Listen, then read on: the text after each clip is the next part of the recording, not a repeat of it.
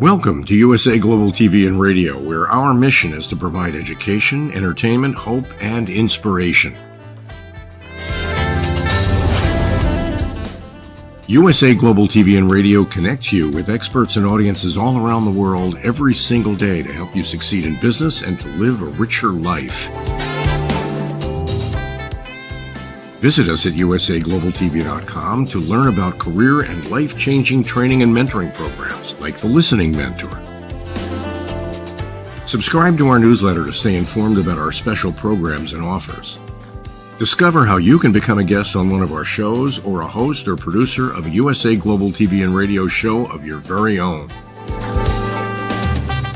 That's USA Global TV and Radio, where the doctor is always in.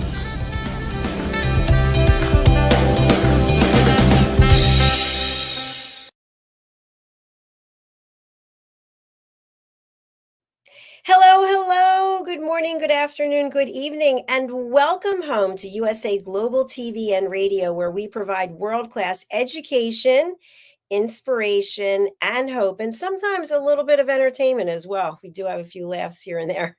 Our show today is the Listening Mentor, and if you've ever watched our program before, you know that I am not here by myself. I am here with an expert when it comes to relationships, when it comes to listening at the highest level. She is my partner and co-host and friend. Let's welcome the Harley Street stress expert, KERBECK HEWARD. Hello. Woo, yeah, welcome. How's it going? Well, very good now to be here. Absolutely brilliant being here with you on a Friday evening.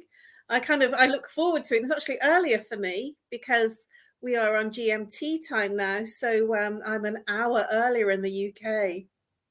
Wow, an hour earlier. Think about that extra hour where you're going to have something to do with it later on. Oh, I'm going to eat earlier. That's a good thing. Fantastic. Well, I'm excited to explore this topic with you. And I found that in speaking with people, there's so much going on. And there are a lot of things that come up into our lives that are unexpected. And the one thing that is kind of like a trigger for me is, and I think it's what had me bring up this topic, is when someone says, I'm so busy. I didn't hear from you. I'm so busy. You were supposed to do, I'm so busy, over and over again. And people use that really like a mantra, like a t-shirt. Look at me. I'm so busy. I'm so important.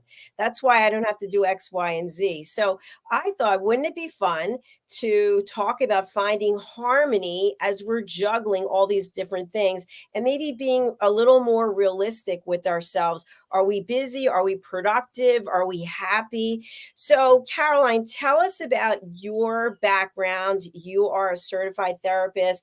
You have been on Harley Street for a very long time. You've helped people all over the world bust their stress. Yes, thank you, Dr. JACALYN. I'm really looking forward to tonight's topic. It's going to be fascinating to share tonight. I'm known as the Harley Street stress expert, and as Dr. JACALYN introduced me, I'm KERBECK HEWARD, and I've been doing the work of chakra psychology and the work that I do now, stress management, for 23 years. I started in 2000, shortly after my dad passed away. I've been working with yogis and mentors even before he passed away. So what do? I actually help people literally bust their stress. So your stress might be manifesting physically, emotionally, mentally, behaviorally. It might be in that relationship. It might be something that's going on at work. It might be that you're not sleeping, that you're not productive at work. It might be that you're very angry. It might be that you physically ache and pain, or more importantly, that you're just not sleeping because there's a lot of interaction and interference in your life that's preventing you from sleeping. Well, reach out to me. I offer a free consultation on Zoom, Skype, or indeed audio if you're camera shy.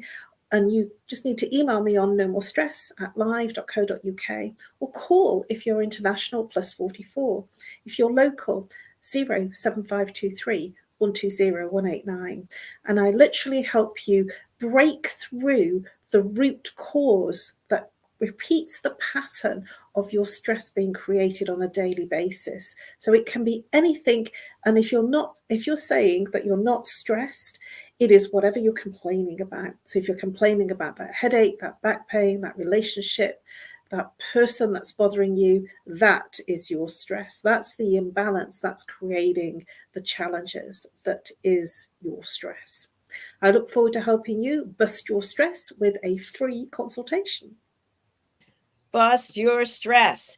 Bust your stress. Yes, I love it. So, Caroline, let's talk a little bit about that whole idea that I'm so busy. Is that a significant statement? Is that a badge of honor? What does that actually mean? It's become very common to say that. And I think that it stems from the times that when we were in corporate, that even if you weren't busy, you could look busy by staring in front of your screen on the desktop. You could look busy by being in your screen at work and being there till the late hours to show that you were busy. And yes, in corporate, certainly I saw it as a badge of honor. And more importantly, now, if you're not actually in corporate, that experience and that way of being is very much translated into that's a good thing to have, to be able to say I'm too busy to do X, Y, and Z. And it's about overtaking and putting on your plate far too much in terms of your deadlines and when you can meet them. And to be human is to err. And so I would suggest for the people that have a lot in their diary that just is absolutely impossible to make sure that all the deadlines are met, is to have the conversations about moving deadlines rather than saying you're too busy. Pick up the call or send a message to express that things are challenging, that the timing is not quite right, and you've not got to whatever it is that you've promised to deliver. And I believe that you'll be very surprised at the response you'll get back, because other people will be very happy to extend deadlines for you as long as you communicate. It's very hard when there's a gap and a silence and a big pause and nothing, because our humanness will wonder if the person is okay. Carolyn, I just love what you shared there. I was back in corporate for a moment when you were saying that and remembering, oh, yeah, I'm so busy, boss. I'm so busy on these accounts and I've got all these meetings and I'm busy and I'm busy and I'm busy. But really, when I look back on it, I was kind of hiding in the I'm busy. And it's funny, as an entrepreneur, I never, ever think of myself as busy. I just think of myself as making things happen. And it's a completely and totally different feeling. So before we go down that path, I want to go down a personal path and get your feedback as the expert.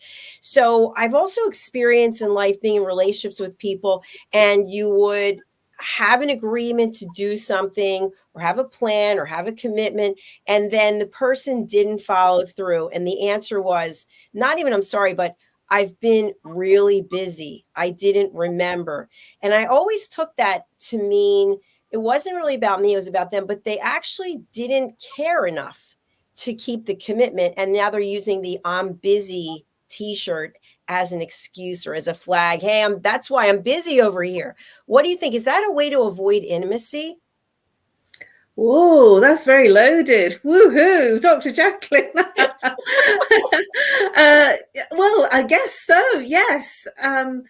It depends on the person. Sometimes for myself, for instance, I'm so present with whatever I'm doing that sometimes people message me and then in the moment that I see the message, I must respond to that. I just don't have the moment right now because I'm doing something else. And then I do forget, which is not ideal, but I do forget because I'm living in a very present way. That's not an excuse. That's just that I'm not very good at keeping everything in my head.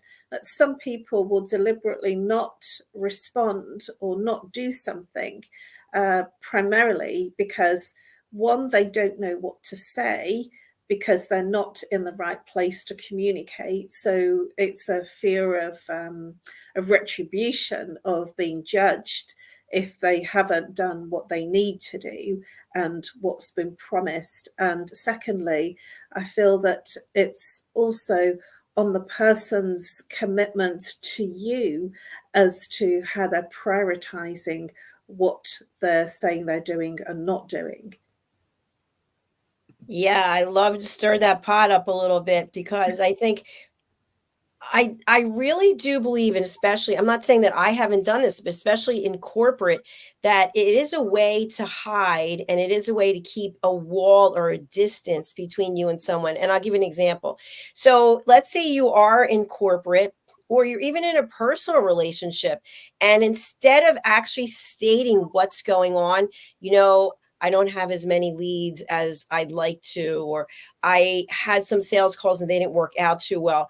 It's kind of better to just say, yes, I got so much going on. It's amazing. Wait till you see the results. And you're kind of treading water. And at some point, you're going to have to show the results. At some point, somebody going to say, oh, you've been so busy.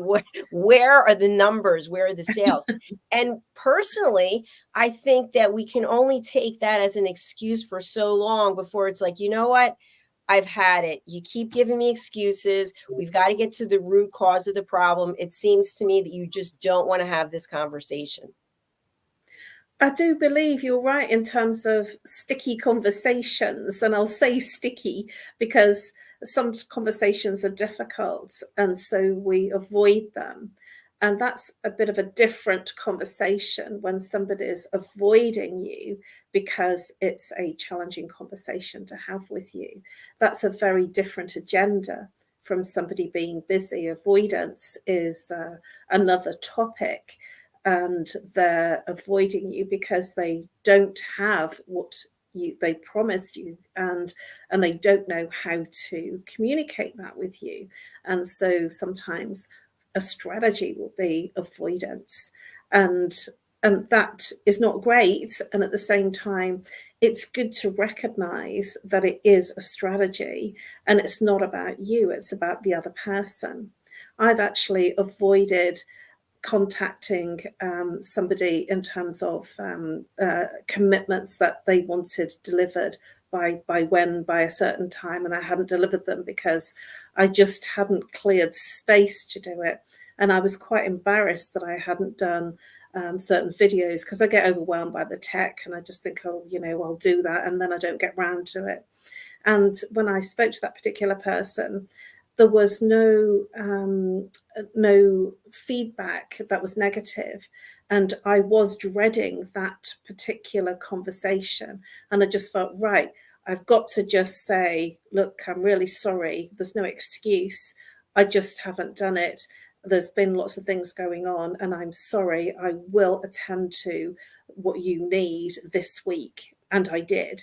So yes, I do feel that I've actually been avoiding doing certain things. I certainly avoid my accountant, and he starts to laugh because he knows that I always deliver timely, giving him short time, but I always deliver a lot done so he doesn't have to do too much work.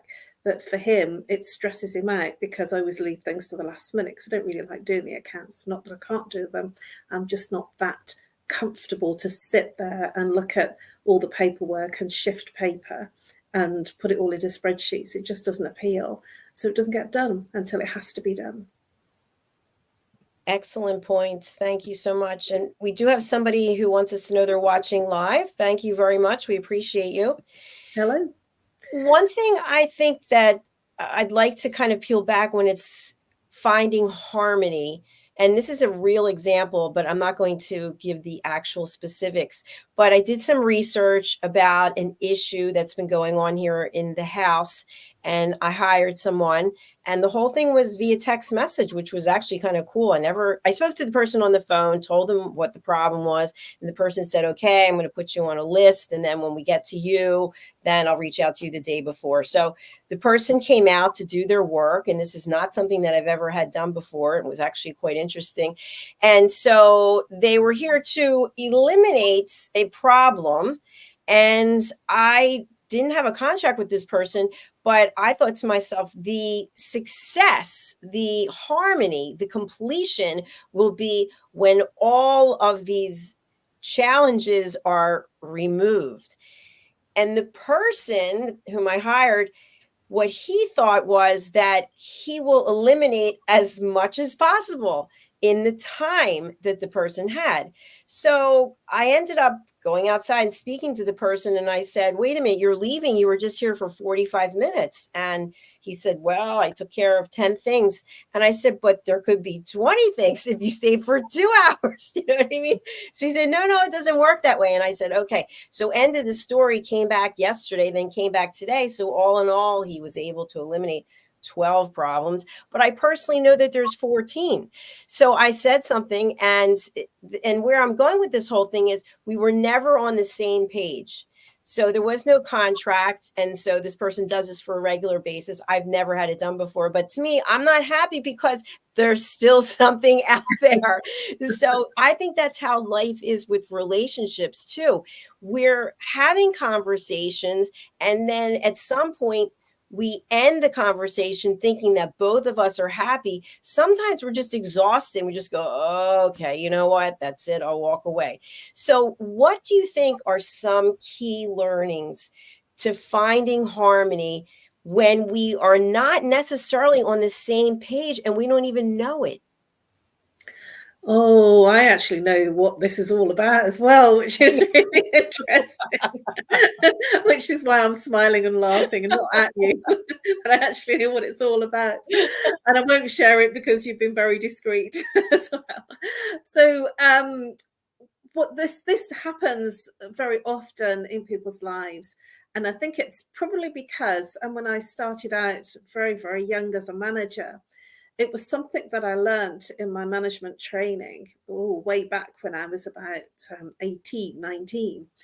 And it stood me in good stead. And it's this: if somebody doesn't do what you think or expect them to do, it's probably because I didn't communicate exactly what I wanted them to do. And so if it comes back that they didn't do what I thought they were going to do, I generally take responsibility for that. And that's in a management capacity. That's me, sort of looking after people and an office and departments. And I still follow that strategy. So if some people come back and they've done something and they haven't quite done it right, or they're questioning it, I feel that it's probably because I didn't communicate exactly what I meant. And that way it stops me getting frustrated, and it allows me to say, oh, I'm sorry, I meant to say, or I should have said, or this is what the problem is. I didn't explain the full parameter of the problem. And I certainly find that when I'm speaking to very technical people, if I don't ask the specific questions, they don't necessarily answer what I've got in my head. They answer what I've asked. And I find that fascinating because unless you ask them the specific question, some people don't hear your unspoken questions. So if you think you have 14 challenges, or you have 14 challenges, my invitation is to actually specifically say, and when I had a handyman round to do a whole bunch of jobs, it was 14 separate jobs, and each of the jobs had, put up 5 curtain poles, put up all the curtain rings, the tie-back curtain rings in 6 places where the curtains are. So each job had multiple things to do. And I typed a list, and I printed it out, and he was ticking off the list because I didn't presume he'd remember my list, and I didn't presume that he would bring a list, and I didn't presume that he would have it on his phone. So without assuming or presuming anything, I presented him with the list. And how did it go? It went very well. He ticked off the list and he did everything that I wanted him to do. It did take longer to do some of the things, which, he encountered a few challenges, but he did accomplish the list, and he did it to a really high standard. And he actually found other things as he was doing the list that he also sorted out. And I thought that was amazing. He didn't say, oh, I'm not going to deal with that. He just did it. And so I have a really, really good handyman, which I'm very, very happy with. And I feel it's because I was direct to the point. This is what I need. He thought it would take a day. It actually took a day and a half by the time he'd done everything. And I was very happy to pay him for that extra day, although it was more than I'd allowed in the budget. And that kind of left me a little tight for a few weeks, because it was more than I had expected. And at the same time, he did the job, and he did it with bells on. So how could I deny him, paying him for a really good job? And that's because he knew exactly what I expected. Expectations are so important. And to your point, taking ownership in the scenario that I just gave you, I took ownership for it. Yesterday, I did communicate that my understanding was the challenges would be eliminated. And of course, you don't know where new challenges are coming from because they pop up here and there. But I thought any of the challenges that I could actually point to would be removed. So that's kind of where I was. And so this person's point was, well, you knew where the challenges were yesterday, but they're not there today. Yeah.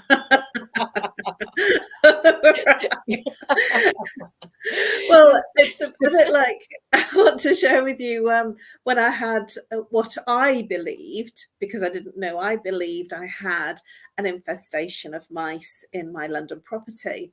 And I was really crazy, very worried, and I didn't want to kill them.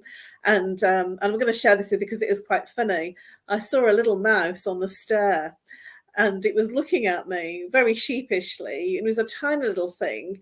And I just remembered, saying, I saw a mouse on the stair. And it reminded me of that sort of song and that nursery rhyme. And I just thought, oh my gosh. So what I did was I Googled, I've just seen a mouse on the stair. And then it came up with all the humane ways of handling rodents in a property, in a home. And that's exactly what I was looking for. I didn't want to kill them or put traps down or anything like that, because I'm not that way inclined. And so I wanted the property proofed, and I wanted them removed in a humane way.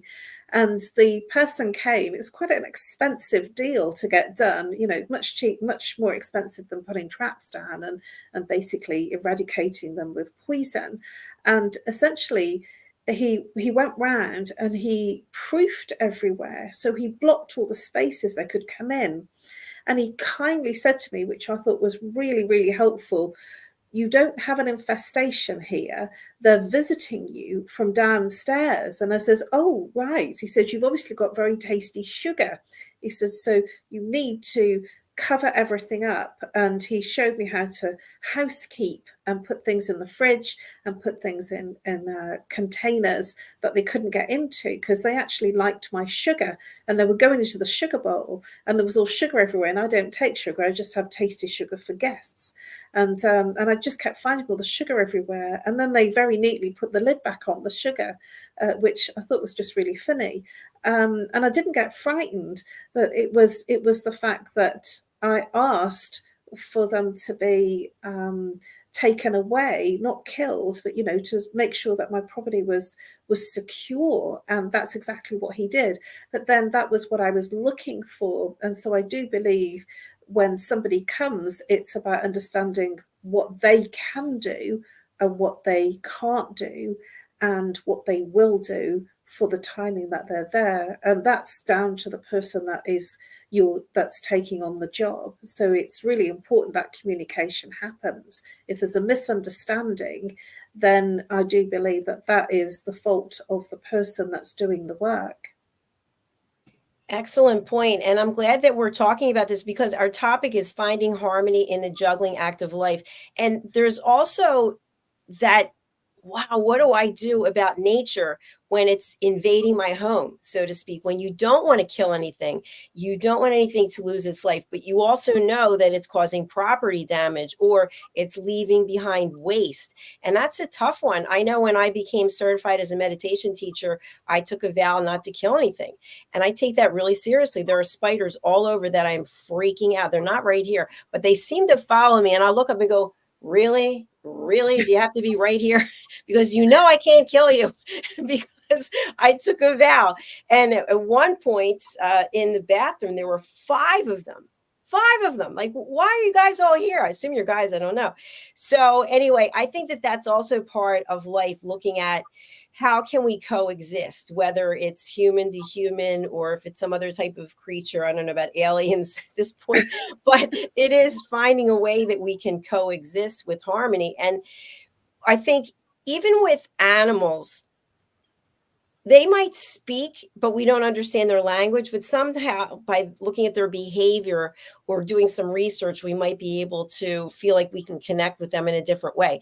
But as humans, we do have the ability to feel emotions. We do have intelligence. We do have the ability to listen. And you and I both know, because we do a lot of work in this area, is that people don't listen and they're not fully present. So they're here, but they're in here. Tell us about that. Very much so. Well, I'd like to share that I commune. If I see spiders, I actually kind of get a little bit touchy with them. And I just say, really, what are you doing here? Look, you know, I don't like you being here. And I don't really want to have to spray stuff, and I tend to spray different natural sprays like peppermint. They don't like peppermint, and they don't like tea tree, and they don't like lemon. And if you're eating a lot of garlic, they definitely don't like garlic or onions. So they don't like anything pungent. So I just check with what I am wanting to get rid of, and I just spray in the right places where the entrances are, and so they don't tend to come in. But I get 1 or 2, and I've got one very irritating flying, I don't know, a flying something, and it just keeps on sticking to my TV. And I'm just thinking, really? Are you here again? You know that I don't want you to be here. Can you just go away somewhere and go and bother somebody else? But it's still there every day. And there's one that Can I just tell you, I am laughing so hard because I think I dated someone who said the same thing. Really? Are you still here? And that's what I do. And if there's one in the shower, I just say, you know what, me and you are not going to have a shower together. Like I actually have a privacy thing, and we're just not going to share this shower. So you better skedaddle, because I'm not doing it. It's amazing because I have similar kinds of conversations, but a spider can drop down so fast. It's they're like, oh, there they are, and they move so quickly. So when they are in the shower, I'll give them an opportunity. I'll pull the shower curtain back and I'll say, really? What are you doing in here? This is not a safe space for you, because I don't think you and water are going to coexist too well. So I'm going to give you the opportunity. I'm going to turn the water on, so I mean business, but I'm not going to spray it on you. So, and I'm not getting in there with you in there as well, because you could fall in the water and be swirling around. The next thing I know, you're on my feet. So I'm going to give you a few minutes to get yourself together. And typically what happens is they drop down and they end up in the water. And then and I'm like, bye. I feel bad, but I don't. Well, this is and I'm not really bothered very much by lots of spiders, in my property, which is really nice. But when they do show up, I'm just thinking, oh no, I can't have you flying around me, and I'm cooking, for goodness sake, give me a break. And I'm kind of, they call it communing. And I'm, sort of talking to them essentially. And I know it might sound really crazy, as if I've lost the plot, but when I was younger and in my family home with my brothers and my dad, I would just scream. I saw a daddy long legs and I would just scream, and my brothers would come in, or my dad would come in, and they would take out the daddy long legs or the spider or whatever it was, and they would take it outside. And then it was safe to go back in. And so I had the luxury of having my brothers or my dad there, but now there isn't anyone. And so I had to manage my response and my reaction, because they are more afraid of you because you're a big person, and you're much, much bigger and much more scary to them than the spider. And they actually sense your fear. And so I've done a lot of work around my responses and reactions in the therapy work that I've trained in. And so now I'm not having that response, that fear. And I think if I saw a tarantula, I might change, and I might be very fearful. I might scream and go out and see a neighbor. But, if there's a daddy long legs, I'm considered about how I respond. And that puts me into a place of harmony. And they almost, I feel, they're as afraid of me because they come and I see them and they run away. So they must feel that I don't really want them to be in my space, and I'm not going to kill them. I wish they got the same feeling from me, because mine are hanging around. But I'll just share with you a quick story that, because of their presence, it forced me to make a decision to do something which I think was really kind of life-changing. So, as you know, I'm here in this house where I live with my mother, and I did not want to. I'm in my mother's bedroom, the office now. That's where the green screen is. But I didn't want to be in the bedroom other than to come in here in this space that's sealed off because of this, because of the green screen. And so I'm sleeping in my room, my old room, and there were literally 2 spiders above the bed 3 nights ago. And I looked up and like, come on, guys, it's time to go to sleep. Like, you can't be in here. I don't want you in here. And they weren't doing anything. And I thought, I guess I'm gonna have to go sleep in my mother's room. And I had a lot of emotions about it. I really, to get into the bed, I don't know. And I've been sleeping like a baby. It's unbelievable. And it's because of those spiders. So I went back in, and they're still there today. And I'm like, thank you guys. You did me a favor. I don't have to get therapy about that. I moved into the bedroom. Now I'm in here without any problem. I'm not like, Caroline, I need to talk to you. Well, I did commune with the mice, and, I didn't want a neighbor to come in and take them, somewhere far away. Because all my neighbors were basically setting traps, and that wasn't my way. And they still respected the fact that that was, the way that I would respond to it. And I got a humane trap, which essentially they had a proper chocolate that they like, and I bought, it was called a mouse affectant, which is essentially a chocolate thing which they really like. But they never came in, and I didn't want them to go in. I didn't, I just wanted them to leave, essentially. And they did. But, this is our vibration, and the way that we are, it will attract or detract. It will either radiate or deflect. And so as long as we are in the right space, and this is as well as people, if people are being very difficult with us and challenging, it might be because they are feeling challenged in their personal life, in their relationships. And so then some people will literally throw it onto you, and you pick it up. And sometimes you think it's about you, and actually it's about something that's going on in their life, and it's nothing to do with you.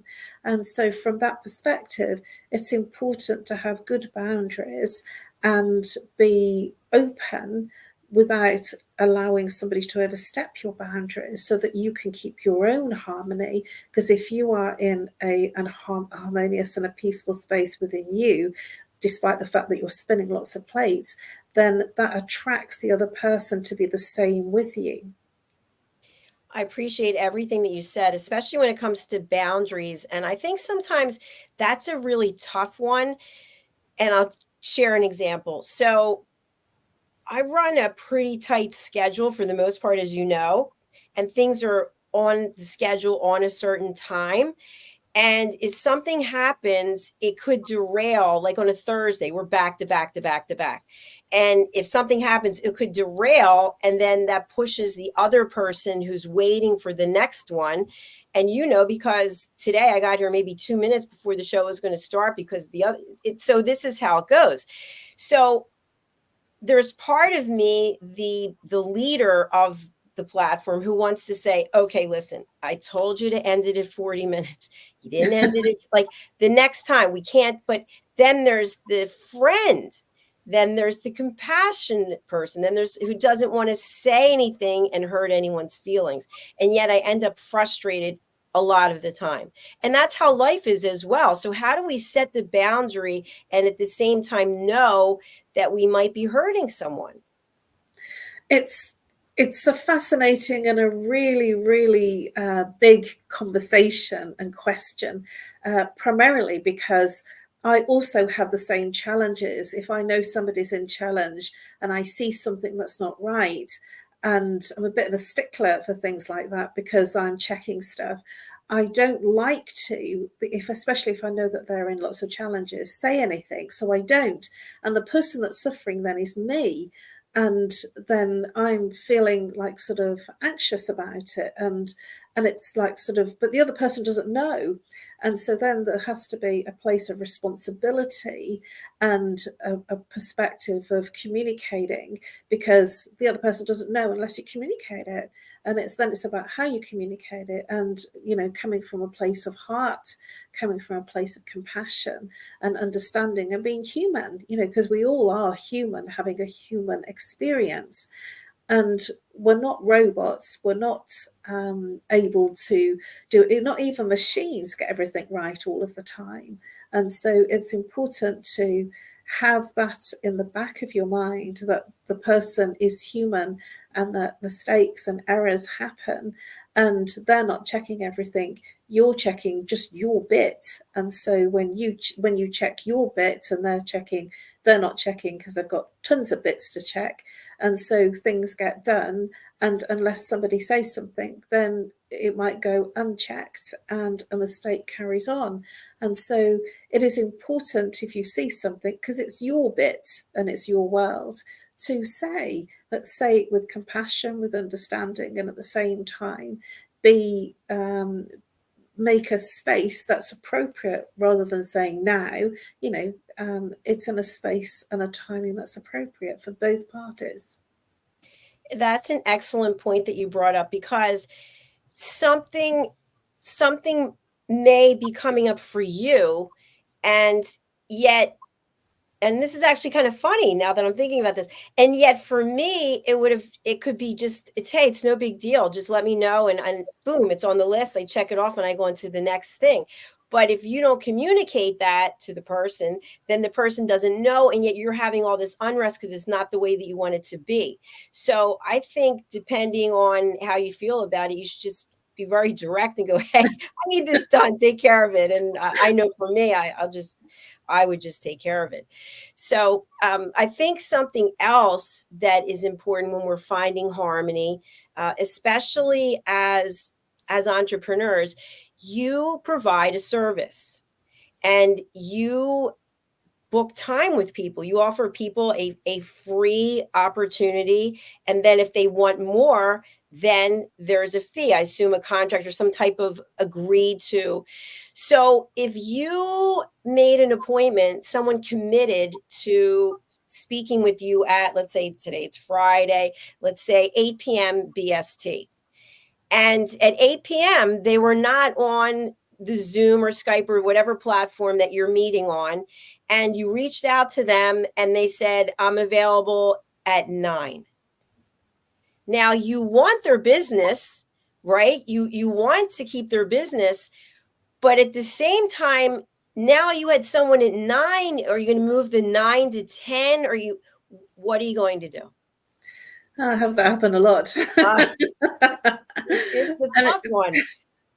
And it's, you know, they arrive 10 minutes later and they're looking for an hour with me, and they arrive 10 minutes later. And it's, you know, so I allow space. And it's not easy. What do you do? Well, you know, one of my trainers essentially says if somebody arrives 10 minutes late for their session, then that doesn't mean that they allow that 10 minutes. That, you know, sort of, if it's a 50-minute session, then he just says, you know, we now only have 40 minutes because you were 10 minutes late. And you know that he's direct, and he like sort of does his appointments very back to back, and he needs space in between the appointments to write up the notes or to prepare for the next client. And I find that a bit, you know, harsh and hard. You know, he's showing me that that's actually how you become more productive. And I've certainly learned a few things. You know, what do you do if somebody just cancels the last minute? And, you know, the feedback that he says is, well, you know, they sign a contract, and if they're 10 minutes late or they cancel at the last minute, then they forfeit and they still have to pay. I don't quite know how you would, you know, make that happen. But he seems to do really well from it in terms of, you know, getting the commitment and people being on time and people showing up. So I believe it's in the hands of the person that's holding the rule book, I guess. I really appreciate that, and I totally agree with it. And something I want to add is that the workout that I do, we know what it is, not a paid spokesperson. If you do not cancel within, you have 10 hours to cancel. If it's any sooner than that, you are automatically billed $37. Some places it's 40 some dollars, and that's it. And it's annoying. And I remember the first time I did it, you know, you wake up, 10 hours is a long time, right? You wake up and go, yeah, I don't know, I don't feel like going today. You're going. That's it, because you're going to get charged. Once you get charged at 37, and then another time 37 twice in a month, right? I said to myself, never again. I don't care what is going on, either the night before I'm going to cancel. And that taught me something, which is money and time are important. And I don't want to waste it. But yet I have the same challenge in enforcing it with someone else, because I don't want to hurt their feelings. And at the same time, I'm annoyed because my time is valuable. Your time is valuable. And if someone shows up late, then if you have a 50-minute slot for someone and they show up 10 minutes late, that's 40 minutes. That's it. And the last 5 minutes is, when are we getting together again and wrapping it up and whatever. So I think that that's important, because it sets the tone so that people know, I've got to prioritize this so I can get there and be in that meeting, be there for that appointment. It's a hard one, and I do feel that some people are really strict. I've trained with a lot of people that are American, and I find from that training over years, I've been trained by Americans since I was 27, and I do find that the Americans are very direct, to the point, without getting emotional about it. If they say there's an offer and it finishes at midnight, and a minute past midnight the price goes up, that's it, that's the deal. And if you come in a minute past midnight and say, hey, I want that deal, they'll just say, no, you missed it. And they are very firm, direct, and to the point. And that's the trainers that I've worked with. And I still have that challenge. I'm direct, to the point, and at the same time, when it comes to people pushing, you know, time and the payment thing, I have, you know, an understanding, and I'm not so hot on creating those boundaries, and that has an effect on me. So I'm being taught the right way, and yet it depends on how comfortable you are to endorse that with other people. So true. And something else that you mentioned that just made me think of something else about finding harmony in the juggling act of life is that when I first started out, and believe it or not, you know, January 15th will be 2 years with USA Global TV and radio, which is incredible. But I felt the need that I had to do everything. I had to do every show. I had to produce everything. I had to do all the marketing. I had to do all the YouTube search engine optimization, which I stink at. And I slowly started to realize that there are very capable people out there. And it really started with search engine optimization. Now we have a team of people who work on it, and we have producers, and we have social media marketing. And I just brought on someone for accounts receivable. And I feel good, because we continue to grow, and it's not just me having this tunnel vision. It's me setting this up so that it can exist whether I'm here or I'm not here. Delegation. Yes. That's how you grow. You know, there's a number of people that know me quite well that turn around to me and say, Caroline, you need a PA. You need a PA. And I just say, yeah, I will. I'll get one eventually. And it's because I do have this thing about, when I do it, it's done how I want it done. And it is about letting go. It's about feeling comfortable and confident to let go and allow someone else in to take and do the job, to actually take over and do it. And even though you will probably think they can't do it or they won't do it as well as you do it, it's still important to allow the art of delegation, because you might be surprised. So true. It really is. And I've really enjoyed this. Sometimes I wish we could just go on forever and ever, but we have another show after this one. So I've thoroughly learned and laughed, and I just love sharing this space with you. So thanks so much. I know you have some things coming up, and you send over an email. When will you be joining us again? It will be the last Friday of November, which I believe is the 24th of November. I'm actually in London over the weekend for the next 2 Fridays, participating in some training and Woman of Heart's Face of Woman of Heart Awards on Friday in 2 weeks' time, and I'm at a training event on Friday next week. So unfortunately, I'm not going to be able to be here, but I will be here on the last Friday of the month as usual, and I look forward to sharing some more gems with you in 2 weeks' time, 3 weeks' time. Super exciting. Thank you, thank you, thank you. What's the best way for people to get one of these free consultations to bust their stress? And then, of course, after they have the free consultation, you can continue to work with them because challenges consistently come up. Absolutely. Well, you can reach me on nomorestress@live.co.uk, or call me on +44 if you're international, 0 if you're local, 7523 120 189. And I offer a free 30-minute consultation to break through anything that's causing you stress right now, whatever it is, because I identify the root cause using root cause therapy. It's very simple, it's very effective, and you'll be amazed at how peaceful you become when you know what the root cause is. And if obviously we're walking around with more than one symptom, more than one issue, I also offer programs to suit your timing and your budget in terms of when and where, whether it's on Skype, audio, video, on Messenger. I will work with you with what works right for you in terms of timing, because we are a global channel, and so I'm getting calls and inquiries from all sorts of places, so we have to make sure that the time works. And I look forward to helping you break through everything that's causing you a problem. Thank you, Caroline. And will we see you for A Woman's Prerogative on Monday? I will be there twice on Monday and on Tuesday. Any subjects you want to discuss, send them through, please. I will.